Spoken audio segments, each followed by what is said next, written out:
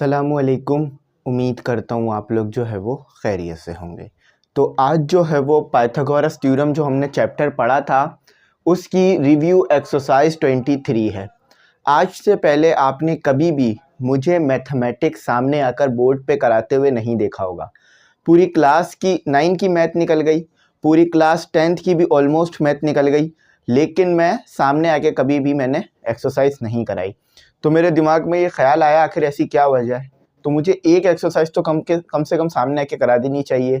तो इसीलिए मैंने कहा कि मैं सामने आ जाता हूँ और ये एक्सरसाइज करा देता हूँ। वैसे आप मुझे देखते रहते हैं अक्सर वीडियो में, लेकिन मैंने सामने आकर और इस सेटअप में इस ये जो आपके सामने चीज़ आ रही है स्क्रीन, इसमें आपको एक चीज़ और नज़र आ रही होगी, वो है ये हमारा सिल्वर प्ले बटन।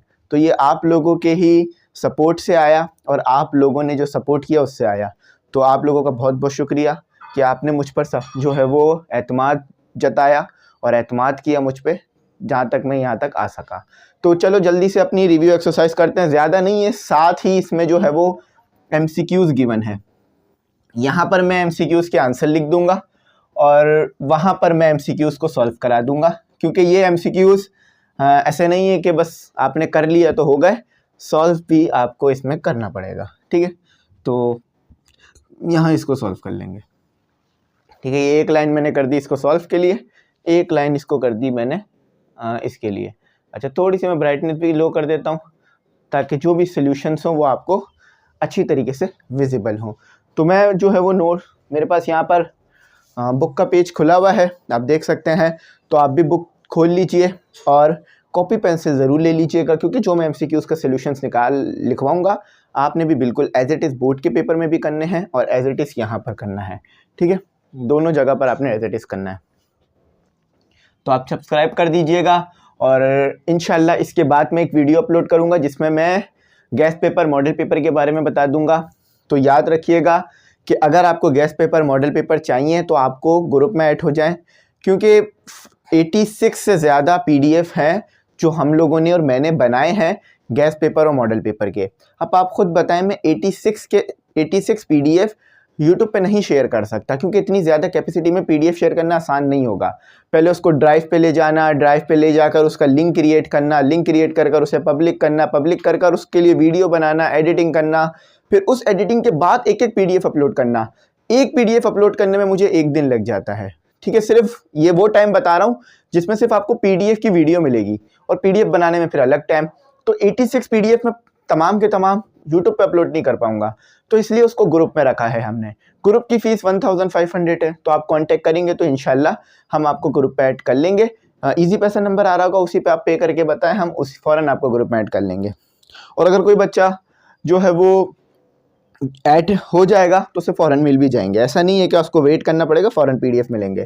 पेपरों में 3-4 महीने ही रह गए, अब पेपर आपके करीब हैं। ये महीना ख़त्म होते ही, ये महीना भी आधा हो गया है, आधे से ज़्यादा ख़त्म हो गया बल्कि, तो इसके फ़ौरन बाद जो है आपके पेपर हैं। तो चलें आ जाए, इसको करते हैं। सबसे पहला सवाल आपको कहा जाता है diagonal of a rectangle measured. अब देखो भाई, आपके पास देखो ये डायरेक्ट नहीं हो सकते कभी भी, ये MCQs डायरेक्ट आप नहीं कर सकते, ना ही प्रेडिक्ट कर सकते हो, ना ही तुक्का लगा सकते हो, आपको पूरा सॉल्व करना होगा। अब डायगोनल आपके पास क्या होता है? रेक्टेंगल। सबसे पहले तो आपको रेक्टेंगल पता होना चाहिए। रेक्टेंगल वो आपके पास शेप होती है जिसकी 2 अपोजिट साइड्स बराबर आती हैं, है ना। ये इस तरह की रेक्टेंगल शेप होती है आपके पास। ये मैंने एक रेक्टेंगल ड्रॉ कर दिया। अब इस रेक्टेंगल के जो 2 कॉर्नर को कट करता है उसे बोलते हो आप डायगोनल, चाहे ABCD। देखो कभी भी डायग्राम ऐसे नहीं बनाया करो कि बस जो दिमाग में आ रहा है आप डायग्राम में बनाए जा रहे हो, नहीं। डायग्राम इनिशियल से लेके फाइनल तक जाती है। जैसे मैंने सबसे पहले ये लाइन ड्रॉ की, फिर इस रेक्टेंगल को कंप्लीट किया, फिर इसकी मार्किंग की, इसके वर्टेक्स की मार्किंग की, इसके कॉर्नर की मार्किंग की, फिर इसमें 2 डायगोनल्स ड्रॉ करें।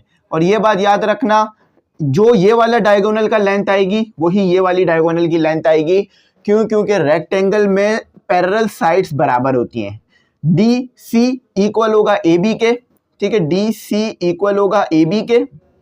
यही थ्योरम्स होते हैं, ये थ्योरम्स बताते हैं हमें। जैसे फिजिक्स में लॉ होते हैं, मैथमेटिक्स में थ्योरम्स होते हैं। BC इक्वल होगा आपके पास किसके?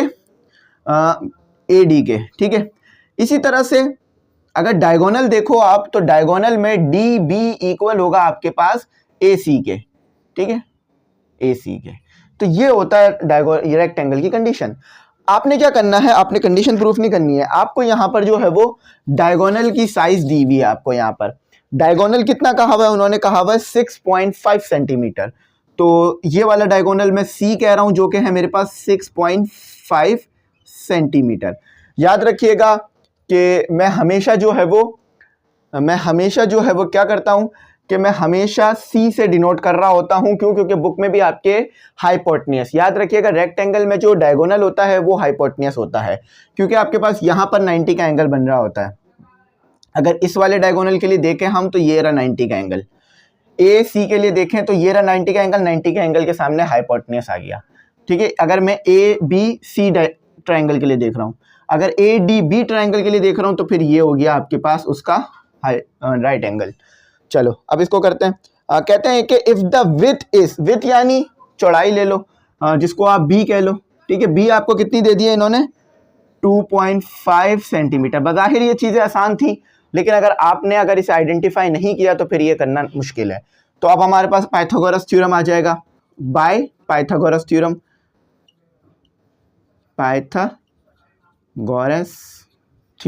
ठीक है, पाइथागोरस थ्योरम आ गया। तो पाइथागोरस थ्योरम आपके पास क्या है, C square equal to A square plus B square, है ना। तो सी स्क्वायर आपके पास क्या आ रहा है, 6.5, और इसका स्क्वायर ले लिया आपने। ए स्क्वायर आपके पास क्या आ रहा है, ए स्क्वायर आपको पता करना है, ठीक है। और बी स्क्वायर आपके पास क्या आ रहा है, ए स्क्वायर जो है लेंथ है वो आपके पास सिर्फ ए लेंथ होगी, ठीक है, ए स्क्वायर लेंथ नहीं है, ये बी स्क्वायर। तो ये आपके पास इक्वेशन बन गई। अब आप साइमल्टेनियसली सॉल्व कराकर अपना आंसर आइडेंटिफाई कर लोगे। तो इसको इस तरफ ले आओ, पहले इसको मैं क्या करता हूँ, इसको मैं पहले जो है वो कैलकुलेट कर लेता हूँ। अब देखो 6.5 का स्क्वायर शायद आपको याद नहीं होगा, और इसको वैसे सॉल्व करना मैनुअली तो बहुत मुश्किल है, तो हम कैलकुलेटर की मदद से करेंगे। और आपको पॉकेट कैलकुलेटर में ये ऑप्शंस मिल जाते हैं। और 2.5 को स्क्वायर लेकर इक्वल टू के दूसरी तरफ ले आओ, ठीक है। तो ये क्या हो गया, 6.25, ठीक है। देखो ये इधर था, इस तरफ आ गया। अच्छा, अब आपके पास वहाँ ए स्क्वायर रिमेन रह गया। तो अब ये कर दो, 42 minus 25 minus 42.25 minus 6.25, the answer is 36। और 36 आपको ए का स्क्वायर नहीं, ए चाहिए, तो taking square root both side करोगे, स्क्वायर से स्क्वायर रूट कैंसिल हो गया। तो ए आपको पता है 36 का स्क्वायर रूट क्या होता है, 6, क्योंकि इसका स्क्वायर जब 6 होता है, इसका स्क्वायर जब 36 होता है, तो इसका स्क्वायर रूट 6 होगा, ठीक है। तो आपका पहले का आंसर क्या आ रहा है, 6 आपको किस प्लेस पर गिवन है, इस क्वेश्चन में 6 कहाँ पर गिवन था आपको, सी पर। तो इसका सही जवाब आया है आपका सी, ठीक है, सी इसका आपका राइट आंसर था। तो ये आपने देख लिया हमने कैसे किया। अच्छा, एक चीज़ में हमसे थोड़ी यहाँ मिस्टेक हो रही है, और इसे जो है वो मिस्टेक कंसीडर भी किया जाएगा। एमसीक्यूज़ में तो आपको तो सिर्फ टिक ही लगाना है, लेकिन वैसे तो ये मिस्टेक है, सेंटीमीटर नहीं लगाया था हमने, ठीक है। तो ये सी आया, ठीक है। तो ऐसे आपको सॉल्यूशंस निकाल के सॉल्व करना होगा। जब भी यहाँ पर इन्होंने सिर्फ 6-7 एमसीक्यूज़ आपको दिए हैं, क्योंकि ये सिर्फ एमसीक्यूज़ नहीं है, ये क्वेश्चंस हैं आपके लिए। तो ये पहला हो गया हमारा। आप लोग बताइएगा कि इस तरह से अगर मैं मैथमेटिक्स कराता हूँ आपको, तो आपके लिए आसान रहेगा या नहीं, आपको अच्छा समझ आएगा या नहीं। वैसे मेरे लिए बहुत मुश्किल होगा, क्यों, क्योंकि मुझे फिर खड़ा ही रहना पड़ेगा ना। आपने देखा होगा मेरी मैक्सिमम वीडियो, एवरेज वीडियो जो है, यानी तमाम वीडियोस का अगर मैं मीन निकाल लूँ, तो वो 1.5 घंटा या कम से कम 1 घंटा तो बनता है एवरेज, या 1 घंटा 20 मिनट लगा लो। तो 1 घंटे तक 20 मिनट तक, 1 घंटा 20 मिनट अगर मैं वीडियो रिकॉर्ड कर रहा हूँ, तो इसका मतलब है कि वो वीडियो रिकॉर्ड करने में मुझे 2-3 घंटे लग रहे हैं, सिर्फ रिकॉर्ड करने में, और तैयारी करने में वो अलग। तो 2-3 घंटे लगे, तो मेरे लिए खड़ा रहना तो एक पनिशमेंट हो जाएगी, क्योंकि बहुत मुश्किल है। आपको पता है 2-3 घंटे तक कोई इंसान कैसे खड़ा रह सकता है। अगर फिर पार्ट्स में रिकॉर्ड करूँगा तो फिर वो वीडियो लेट्स आया करेंगी, तो इसकी तरह देखना पड़ेगा। अच्छा, which of the following are the sides of a right angle triangle. आपको यहाँ पर 4 साइड्स दी हुई हैं, ठीक है। अब इन 4 साइड्स में से आपके सामने बराबर में वो चल रही होगी पेज, उस तरफ उसके नीचे पेज चल रहा होगा। तो एक आपको दिया हुआ है 3, 4, 5, मैं यहाँ लिख देता हूँ। एक साइड आपको दी हुई है 3, 4, 5। अब ये सही आंसर है, मैं ये नहीं कह रहा हूँ, ये समझाने के लिए लिखा है। अब आप इसमें से पता कैसे करोगे कि ये इसमें से कौन सा राइट एंगल ट्राइंगल है। तो देखो मैंने हमेशा आपको एक बात बताई है कि राइट एंगल ट्रायंगल में जो सबसे बड़ी साइड होगी ना वो हाइपोटेन्यूज होती है। ये अंडरस्टूड सी बात है, ये लाजिमी है और ये नेसेसरी है, मैंडेटरी है, जो भी कह रहे हो ये लाजमी है, हमेशा ऐसा होगा। अगर ऐसा नहीं हो रहा कि सबसे बड़ी साइड यानी हाइपोटेन्यूज छोटी आ रही है अदर टू साइड से, तो वो राइट एंगल ट्रायंगल हो ही नहीं सकता। ठीक है, ये कंडीशन ही सेटिस्फाई नहीं होगी, थ्योरम ब्रेक हो जाएगा इधर आकर। तो देखो इसमें कौन सी सबसे बड़ी साइड है, ये देखो साइड्स दी हुई है ना, एक ट्रायंगल है आपके पास, एक ट्रायंगल है आपके पास राइट एंगल ट्रायंगल, ठीक है, ये आपके पास हाइपोटेन्यूज आ गया, एंगल 90 के सामने जो साइड बनती है वो हाइपोटेन्यूज होती है। तो समझ लो ये आपको 3 दी हुई है, ये आपको 4 और ये आपको 5, ठीक है, ऐसे करके ये आपको दिए हुए साइड्स इन्होंने। तो इसमें से इन 4 जो आपको साइड्स दी हुई है इनमें से कौन सा राइट एंगल ट्रायंगल है, एक है बाकी 3 नहीं है। तो हमें क्या करना पड़ेगा, हमें इंडिविजुअली सब पे फॉर्मूले अप्लाई करने पड़ेंगे। मेरे पास A B C D, अब मेरे पास 4, एक ऑप्शन ये भी है कि मैं डायरेक्ट आपको राइट आंसर लिखवाऊं, यानी जो राइट आंसर है वो बताऊं और उसको सॉल्व करके दिखाऊं, और एक ऑप्शन ये है कि चारों को पहले सॉल्व करूं, क्योंकि आपको पेपरों में तो चारों को सॉल्व करना पड़ेगा। तो मैं क्या करता हूं, मैं चारों को सॉल्व करता हूं, क्योंकि आपने पेपरों में जिस तरह काम करना है मैंने उस तरह ही कराना है। मैं अपने पास से आपको चीज़ें कराऊंगा ना तो वो आपको इतना फ़ायदा नहीं देंगी, मुझे वो चीज़ें करानी है जो आपको पेपरों में फ़ायदा दें और पेपरों में आगे लेके जाएंगी। तो मैं पाइथागोरस थ्योरम लिखता हूँ, पाइथागोरस थ्योरम के लिए शॉर्ट फॉर्म लिख रहा हूँ PT, P से पाइथागोरस, T से थ्योरम। वैसे आपको एक्रोनियम लिखा हुआ मिलेगा नहीं इसका कहीं भी, हमेशा पूरा ही लिखा हुआ आता है, ठीक है। तो C मेरे पास क्या हो गया, वैसे हमें MCQ सॉल्व कर रहे हैं तो हमें ज़रूरत नहीं है कि C को अलग मेंशन करें A B को, बस हमें डायरेक्ट सोल्यूशन करना है। तो C² A² प्लस B², क्योंकि आपको ये तो लिखना ही पड़ेगा सॉल्व करना है तो 5 का स्क्वायर इक्वल टू 3 का। अब आपकी मर्जी है A और B, 3 को लो A ले लो या 4 को A ले लो, क्योंकि दोनों 8 और हैं A और B तो आंसर सेम ही रहेगा, ठीक है। 4 को स्क्वायर ले लो, ये 4 पावर 4 हो गया, तो ये 25 हो रहा है। ये कितना हो रहा है 9 और ये कितना हो रहा है आपके पास 16, तो इसका आंसर आपके पास क्या था, A ही इसका आंसर था 25। तो ये देखो जब भी right hand side left hand side बराबर आ जाए तो इसका मतलब क्या है, ये है आपके पास एक राइट एंगल, ये आपके पास एक राइट एंगल ट्रायंगल है, right angle triangle, right angle triangle है आपके पास, क्या है, एक राइट एंगल ट्रायंगल है। अब आप बोलेंगे सर ऐसा हो सकता है कि बी भी आंसर हो, तो बी आपको मैं वेरीफाई करा के दिखा देता हूँ। क्या है आपके पास बी में, क्या गिवन है आपको 2 3 4। देखो एक बात याद रखना, मेरे दिमाग में ये बात बहुत टाइम से चल रही थी, मैं चाह रहा था आपको बता दूं। कभी भी आप डॉक्टर के पास जाते हो तो ऐसा करते हो कि बस डॉक्टर बात कर रहा हो लेकिन आप उठ के चले जाते हो, मैं समझ गया, कभी नहीं करते ऐसा, ठीक है। कभी भी आप कोई बहुत इंपॉर्टेंट काम कर रहे होते हो तो बस उठे और चले गए, मुझे नहीं सुनना। तो पढ़ाई में ऐसा क्यों करते हैं, पढ़ाई में पूरी बात सुना करें, पूरी वीडियो देखें, जो भी बात बता रहा हूँ पूरी करना है, ताकि जो मैं बातें बताता हूँ ना इंपॉर्टेंट्स देखें। मैं भी अपनी यूनिवर्सिटी में अच्छे नंबर कैसे ला पाता हूँ, मैं अच्छे नंबर आ रहे हैं अल्हम्दुलिल्लाह, आप लोगों की दुआएं। तो क्यों आते हैं, क्योंकि मैं टीचर की पूरी बात सुनता हूँ, पूरी क्लास लेता हूँ, जो टीचर बोलता है वो लिखता हूँ, तो मुझे वो बातें याद रहती हैं कि टीचर ने ये बात की थी, टीचर ने ये कहा था, टीचर ने ये करने को। अगर मैं लिखूंगा नहीं तो मेरा दिमाग इतना शार्प नहीं है, ना ही किसी और का होगा कि वो सब बातें याद रख सके वर्ड टू वर्ड। तो लिखने से ही बातें वर्ड टू वर्ड याद रहती हैं, ठीक है। तो आप लोग इस चीज़ को ज़रूर ध्यान दिया करें, पूरा सुना करें बात को। इसको प्रूफ करते हैं कि वाकई ये भी तो राइट एंगल ट्रायंगल नहीं है, और ऐसा हो नहीं सकता कि एक ही चीज़ में 2 आंसर ठीक आ जाए। तो मुझे तो बस ये लिखना होगा, क्योंकि पॉइंट्स में ये है, ये जो साइड्स दी हुई हैं आपको ये राइट एंगल ट्रायंगल की हैं। इसको भी प्रूफ करा देता हूँ। सी आपको सी क्या लेना होगा, 4 लेना होगा, क्योंकि 4 ही सबसे बड़ी साइड है, और 2 का स्क्वायर प्लस, तो आप लोगों को अच्छी तरह समझ में आ गया है कि ये आ गया 16, ये आ गया आपके पास 4, ये आ गया आपके पास 9, 16 इक्वल टू 13। तो ये देखो ये तो पाइथागोरस थ्योरम नहीं है ना, क्योंकि देखो इसमें तो 13 और 16 का आ रहा है हिसाब किताब, तो ये तो पाइथागोरस थ्योरम नहीं, मतलब राइट एंगल ट्रायंगल नहीं है। ए ही आपके पास सही था। पीछे बुक में आंसर्स गिवन है, लेकिन वो आंसर्स की सिर्फ की गिवंस हैं, सॉल्यूशंस आपने खुद ही करने होंगे इसके सॉल्व करने के लिए। हाँ, तो इसका जवाब भी ए ही है, पीछे अगर आप चाहो तो देख सकते हो ना। अच्छा, अब आपको कहते हैं कि in a right angle triangle the greatest angle is, याद रखना फौरन से हो जाने वाले एमसीक्यूज, लॉजिक है। राइट एंगल ट्रायंगल में एक एंगल जो सबसे ग्रेटेस्ट होता है वो 80 का होता है, सॉरी 90 का होता है, ठीक है, क्योंकि राइट है ना, राइट का मतलब परपेंडिकुलर, तो 90 का सबसे ग्रेटेस्ट एंगल होता है। बी इसका सही जवाब, ठीक है। याद रखना एक एंगल आपके पास 90 का हो जाता है, बाकी दो एंगल का सम आपके पास 90 का बनकर पूरा ट्रायंगल 180 का हो जाता है।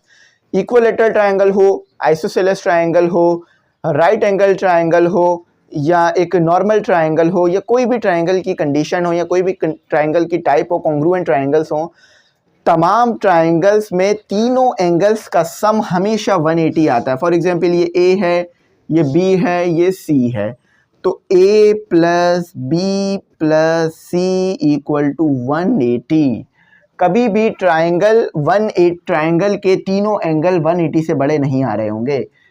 आपके पास b क्या आ गया, 90 आ गया, तो a और c का सम करोगे तो वो भी 90 आ जाएगा, तो 90 प्लस 90 180 हो जाएगा। इसको बोलते हैं कॉम्प्लीमेंट्री ऑफ अ ट्रायंगल। ये हमें थ्योरम में हमने ये चीज़ पढ़ी थी। इसको हम क्या कहते हैं, इसको हम कहते हैं कॉम्प्लीमेंट्स ऑफ एंगल बी, यानी जिस रिस्पेक्ट से, अब देखो एंगल बी मेरे पास 90 का आ गया है ना, तो एंगल ए और एंगल सी ऐड होकर हमारे पास 90 के बन जाएंगे। ठीक है, तो ये इसका लॉजिक था, मैंने आपको इसको लॉजिक में दे दिया, समझा दिया। इंशाल्लाह आज ही ये तमाम काम चैप्टर कंप्लीट कर दिया है मैंने। अच्छा,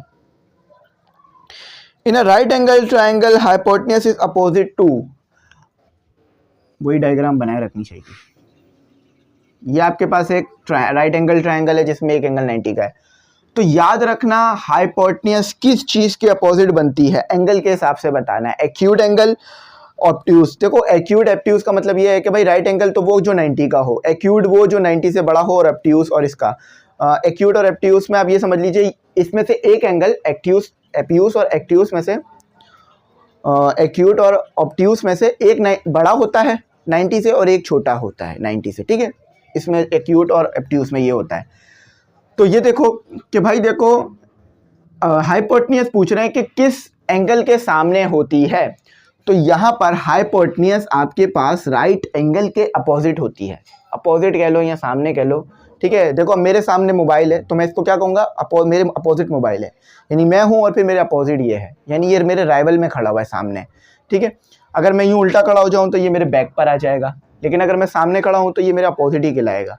तो इसी तरह से राइट एंगल के सामने कह लो या अपोजिट कह लो हाइपोटेन्यूज होती है। तो इसका सही जवाब आप लोगों ने बिल्कुल ठीक दिया, राइट एंगल।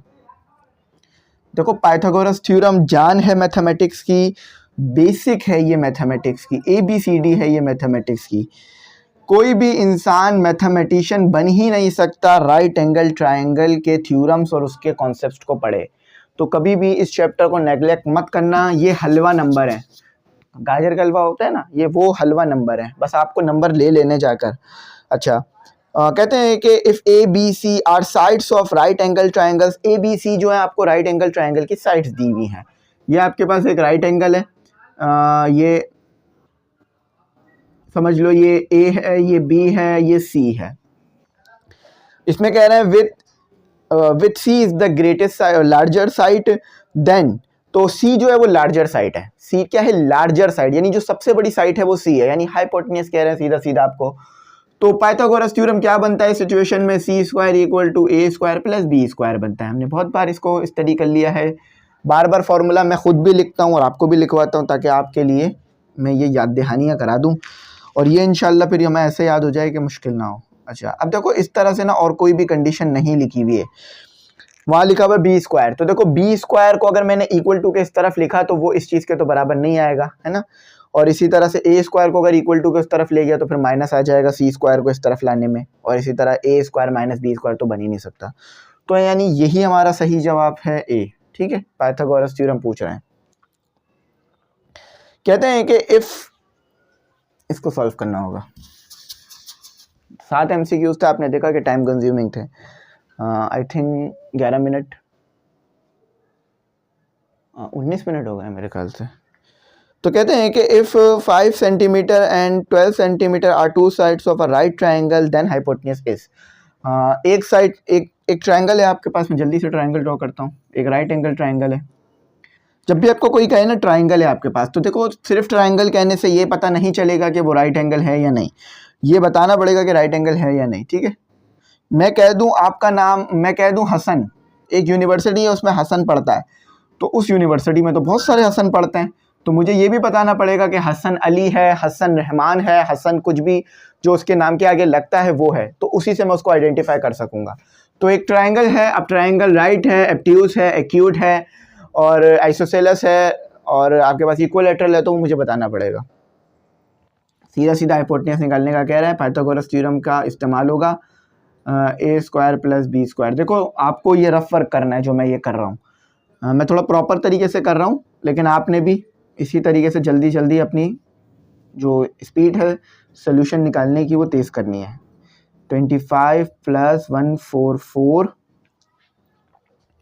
कैलकुलेटर ले लेता हूँ मैं। 20 इंजीनियरिंग वालों की जो कैलकुलेशन है ना वो कैलकुलेटर पे डिपेंड करती है। कॉमर्स वाले थोड़े से कैलकुलेशन में तेज़ होते हैं, लेकिन ये इंजीनियरिंग वाले हम जो है ना, मैं खुद भी इंजीनियरिंग वाला हूँ, प्री इंजीनियरिंग से मैंने की है, लेकिन हमारी कैलकुलेशन थोड़ी स्लो होती है। ये आ रहा है, अब सेंटीमीटर कहा था उन्होंने तो यहाँ सेंटीमीटर भी लगाते हैं, ठीक है ये आ रहा है। ये आपका सोल्यूशन आ गया, आपका आ रहा है 13 सेंटीमीटर, ये आपका था आखिरी नहीं था, सेकेंड लास्ट है, 13 सेंटीमीटर डी आ रहा है आपका पास, ठीक है। इसे भी वेरीफाई कर लेता हूँ, पीछे से डी आ रहा है ना इसका, वाकई जी सही है, डी आ रहा है। चलो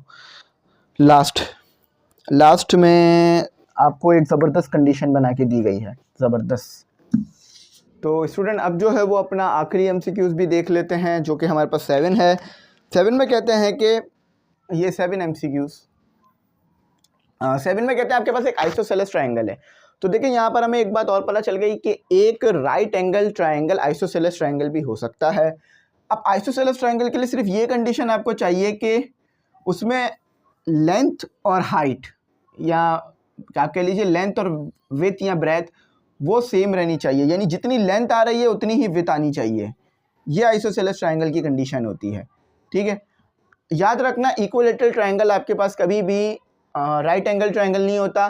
क्यों? क्योंकि इक्विलैटरल ट्राइंगल में हाइपोटेन्यूज, बेस और ये आपकी लेंथ, मतलब हाइपोटेन्यूज, परपेंडिकुलर, बेस, ये तीनों ही सेम आ जाएंगी।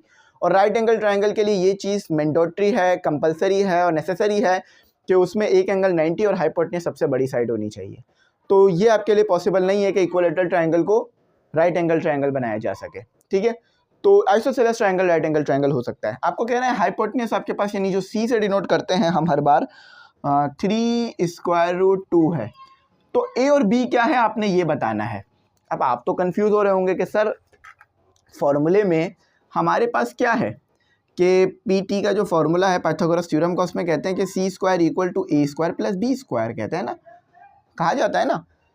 लेकिन यहाँ तो हमें सिर्फ सी पता है, ए और बी तो पता नहीं है, लेकिन आपको पता है ए और बी। उन्होंने क्या कहा, आपके पास एक राइट एंगल ट्राइंगल है, सॉरी आपके पास एक राइट एंगल ट्राइंगल के साथ साथ वो एक आइसोसेलेस ट्राइंगल भी है। तो यानी आइसोसेलेस ट्राइंगल से क्या मुराद होगा कि ए इक्वल टू बी होगा, ये कंडीशन है, ये जो गिवन कंडीशन है ये है आपके पास कि ए इक्वल टू बी, यानी मैंडेटरी है, आपके पास हो गया है। तो आप क्या कर सकते हो, आप चाहो तो ए की जगह पर बी पुट कर सकते हो, या बी की जगह पर ए, मैं ए की जगह पर ए ही पुट कर देता हूँ, यानी बी की जगह ए पुट कर दिया मैंने, 2a स्क्वायर हो गया मेरे पास, ठीक है। यहाँ पर मेरे पास क्या है, मेरे पास है 3√2 और ये हो गया, ये आपके पास हो गया 2a स्क्वायर, ठीक है। इसका मैं ज़रा सॉल्व कर लूँ, इंडिविजुअली सॉल्व कर देता हूँ। ये मैंने डायरेक्ट सॉल्व किया था तो शायद बच्चों को प्रॉब्लम कर गया था। देखो पहले स्क्वायर 3 पे ले लिया, उसके बाद स्क्वायर रूट 2 पे ले लिया है, ठीक है। तो 2 को नीचे ले आया हूँ मैं, और a स्क्वायर को मैंने अपना अलहदा कर लिया है। इंक ज़्यादा लगेगी अगर बोर्ड पे पढ़ाएंगे ना, उसमें भी ज़्यादा लगती है, लेकिन वो थोड़ा सा ना छोटा छोटा लिख लेते हैं उसमें। ये 2 से देखो 3 का स्क्वायर 9 हो गया, 2 से स्क्वायर से स्क्वायर रूट कैंसिल हो गया, तो ये आपके पास 2 ही बचा, 4 नहीं बनेगा। क्यों? क्योंकि 2 से स्क्वायर से स्क्वायर रूट कैंसिल हो रहा है, स्क्वायर 2 के ऊपर नहीं आ रहा, वो अलग जा रहा है, ठीक है। तो ये a स्क्वायर आ गया, ये 2, तो ये 2 से ये 2 कैंसिल हो गया आपके पास, तो a स्क्वायर इक्वल टू 9 आ रहा है। आपको जो है वो a स्क्वायर नहीं a चाहिए आपको, तो a इक्वल टू 3 आ रहा है। तो यानी आपके पास ए बी इक्वल टू 3 है, ठीक है, ए बी इक्वल टू 3 है। तो 3 इन्होंने किस में गिवन किया है, सी पॉइंट में आपको इन्होंने 3 गिवन कर दिया है। आई होप अच्छा समझ में आ गया होगा, मैंने आपको ये बता दिया। 3 सेंटीमीटर क्या है, बी है आपके पास, ये सी है ये आपके पास, ठीक है। इसके सॉल्यूशंस भी लिख दिए मैंने आपके लिए ताकि आसानी हो जाए। आई होप मेरी बात समझ में आ गई होगी। मैंने पूरी कोशिश करी है कि अपना 100% आपको दूं और ये बात समझा दूं। जैसा कि मैंने शुरू में बताया था नोट्स के बारे में, गेस्ट पेपर के बारे में, ग्रुप के बारे में, तो आप ज़रूर ऐड होइएगा ग्रुप में ताकि आपको notes, model paper, guest paper, ये lectures, test session, live session, तमाम PDF मिलें। देखिए मैं ऑनलाइन ही तमाम चीज़ें आपको प्रोवाइड कर रहा हूँ। सवाल जो ऑनलाइन है वही ऑफलाइन है। पेपर मैं जो क्वेश्चन ऑनलाइन पढ़ा रहा हूँ वही ऑफलाइन भी पढ़ाया जा रहा है। तो ऑनलाइन पे अगर आप तैयारी कर रहे हैं तो ऑफलाइन पे तैयारी कर रहे हैं, सेम हो सकती है, बस आपने एक्सेप्ट करना है ऑनलाइन को और ऑफलाइन से भी सीखना है। मैं ये नहीं कह रहा ऑफलाइन छोड़ दें, अभी अभी आप ऑनलाइन में बस दाखिल हुए हैं, पहले आप अपने आप को इस तरह काबिल बना लें कि ऑनलाइन से सीखना शुरू कर दें तेज़ी में। जब आपको ऑनलाइन से अच्छा समझ में आने लग जाए, अच्छा सीखने लग जाए, तो फिर ऑनलाइन पे डिपेंडेबल हो जाएं। रिज़ल्ट अच्छा आया था नो डाउट इस बार 9 का। अब वो 9 का रिज़ल्ट अच्छा आने की वजह आप ही लोग थे, आपने काफ़ी मेहनत करी तो जिससे रिज़ल्ट आप अच्छा निकाल पाए। लेकिन फिर भी अभी आपने मैट्रिक में और मेहनत कर इस अच्छे रिज़ल्ट को अच्छा बनाए रखना है, ठीक है। तो मेरी बात उम्मीद करता हूँ समझ में आई होगी। Thanks for watching. अल्लाह हाफिज़। अपनी कीमती दुआओं में ज़रूर याद रखें।